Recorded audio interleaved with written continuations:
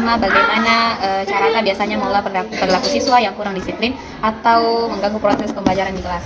Nah, untuk biasanya di kelas 3 itu saya melakukan agar saya mengelola kelas dengan baik. Biasa saya sudah terapkan dari awal atau pembelajaran awal, saya sudah terapkan aturan-aturan yang ada di dalam kelas ini. Dan aturan tersebut itu dilakukan secara musyawarah, dilakukan secara kesepakatan bersama. Dan ketika ada siswa yang melanggar atau Ananda yang melakukan kesalahan, biasanya saya memberikan konsekuensi atas perilaku yang telah dilakukan oleh Ananda tersebut. Oke, jadi strategi yang paling sering kita gunakan untuk memotivasi siswa agar berperilaku positif selama pembelajaran. Nah, biasanya saya memotivasi siswa itu biasa dengan melakukan atau pendekatan dengan siswa. Biasa saya melakukan diskusi singkat atau diskusi sederhana terhadap siswa. Biasa saya bertukar pikiran, tapi saya tidak melakukan di tempat atau di tempat umum bersama teman-temannya. Biasa saya melakukan tatap muka. Dan biasanya juga saya itu memberikan tanggung jawab atau peran aktif kepada Ananda seperti dia jadi pemimpin kelas, sehingga Ananda tersebut bisa berperilaku positif atau bisa menjadi contoh-contoh walaupun untuk teman-temannya di kelas saja dulu.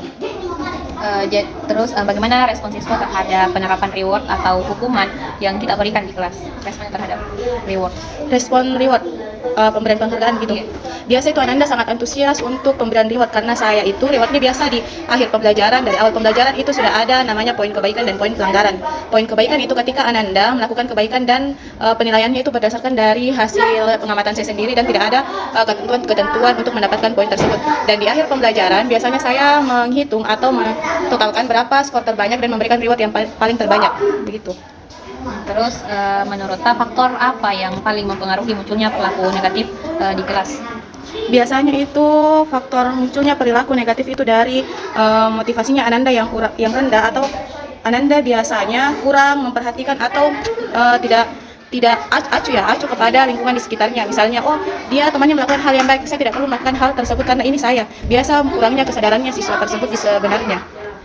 Nah, terus bagaimana kita bisa menilai keberhasilan strategi manajemen perilaku yang telah diterapkan?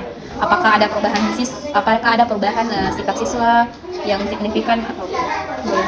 Kalau saya sendiri menilai keberhasilannya siswa itu sebenarnya di absennya atau di administrasi itu ada catatan anekdot untuk siswa, mau itu berperilaku baik, berperilaku buruk, dan di situ ada yang tertera mulai dari harinya, tanggalnya, waktunya semua lengkap.